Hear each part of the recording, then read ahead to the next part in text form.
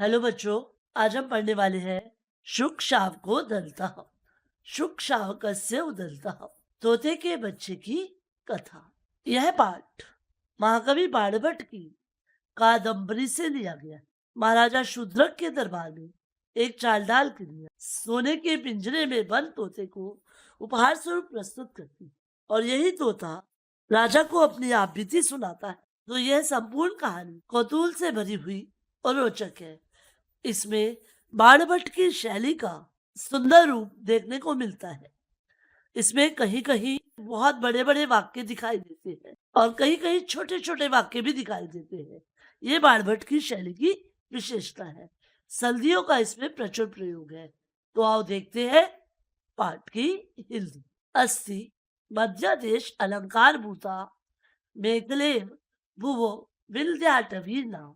अस्ति है मध्य देश अलंकार भूता, मध्य देश की अलंकार भूत, मध्य देश को सुशोभित करने वाली यानी कि मध्य भारत। मेखलाई मेखला के समान, भूवो पृथ्वी पर, विंध्याटवी नाम विंध्य नाम का जंगल है। भारत के मध्य भाग को सुशोभित करने वाली मेखला करदनी के समान विंध्य नाम का एक जंगल है। तस्याम च पंपाभिधानम पद्मसरा, तस्याम च, और उसी विंध्य जंगल में। तो ये तस्याम पद किसके लिए आए? विंध्य जंगल के, विंध्य के लिए। तो उसी विंध्याटवी में पंपाभिधानम, पंपा नाम का, पद्मसरा कमलों का सरोवर। तो उसी जंगल में पंपा नाम का कमलों का सरोवर है।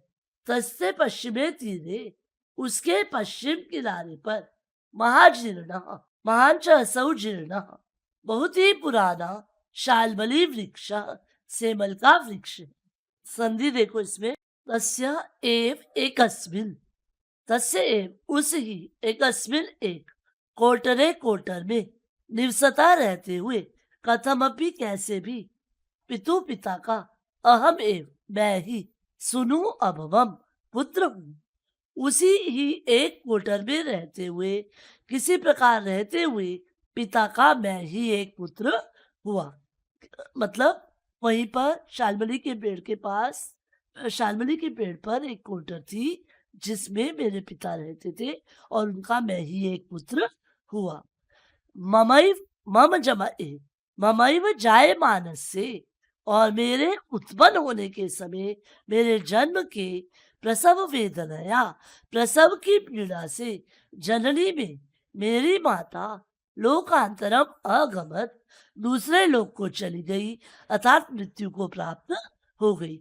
जब मेरा जन्म हुआ तो उस प्रसव वेदना से मेरी माता मृत्यु को प्राप्त हो गई।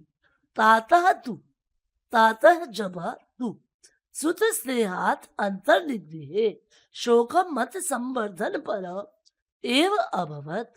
ताता तू, पिता ले तू, सुत स्नेहात, पुत्र के स्नेह के कारण, शोकम अंतर्निग्रह, शोक को मन में ही दबाकर, मत संवर्धन पर, मेरे पालन पोषण में, एव अभवत ही लग गए। और पिता तो अपने शोक को, दुख को अपने अंदर छुपाकर मेरा पालन पोषण करने लग गए। और कैसे कर रहे थे वो मेरा पालन पोषण?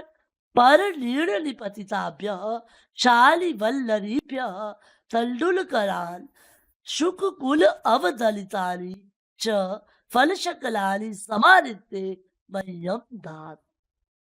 पर नीड़ निपतिताभ्य, दूसरों के घोंसलों से गिरी हुई, शाली वल्लरीभ्य, लताओं से निकले हुए, तंडुल कराल, चावल के कणों को।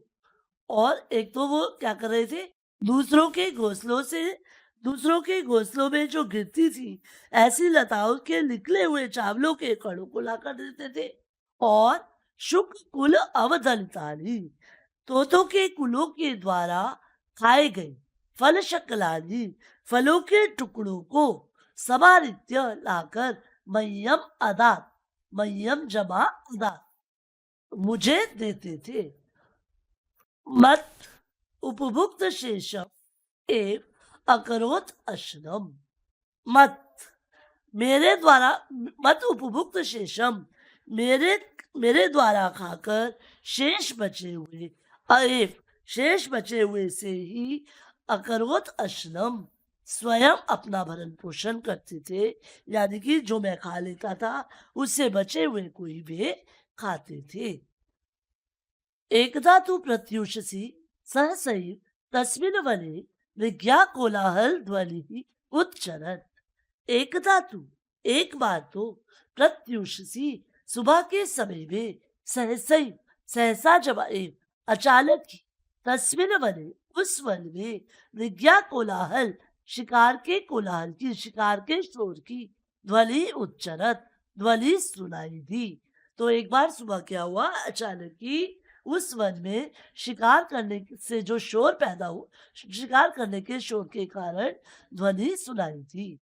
आकर्ण्य च तम आकर्ण्य सुनकर च और तम और उस ध्वनि को सुनकर उपजात वेपतु कंपन उत्पन्न होने पर उपजात वेपतु तम अहम जात वेपतु कंपन उत्पन्न होने पर अर्भकतया बच्चा बालक होने के कारण भय विह्वला भय से व्याकुल पिता के पक्ष पुटांतरम अविषम पिता के पंखों के अंदर छुप गया। और उस ध्वनि को सुनकर मैं कंपन उत्पन्न होने के कारण तथा डर के कारण पिता के पंखों के अंदर छुपकर बैठ गया।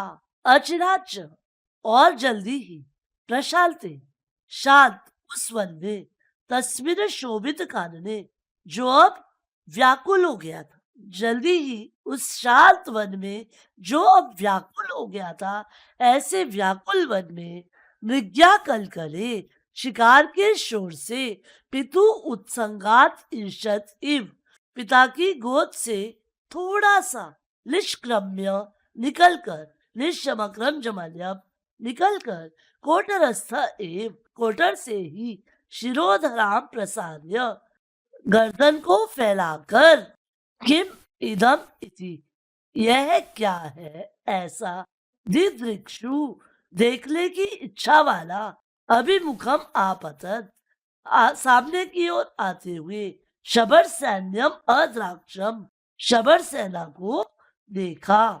तो जल्दी ही वो वन जो इतना शांत था अचानक विज्ञा के कोलाहल से व्याकुल हो उठा। ऐसे उस वन में पिता की गोद से थोड़ा सा निकलकर होल्डर में ही स्थित रहकर अपनी गर्दन को मैंने फैला लिया और ये क्या है ये देखने की इच्छा हुई और ये देखने की इच्छा से सामने की ओर से आते हुए शबर सेना को मैंने देखा। मध्य च और उनके बीच में तस्य प्रथमे वयसी उनकी युवावस्था में वर्तमानम विद्यमान शबर सेनापति अपश्यम शबर सेनापति को देखा। और उसमें मैंने क्या देखा, उसमें जो युवावस्था में थे ऐसे शबर सेनापति को मैंने देखा। उम्मीद करती हूँ आप सबको इतना समझ में आया होगा। अब मैं इसमें से कुछ प्रश्न पूछ लेती हूँ।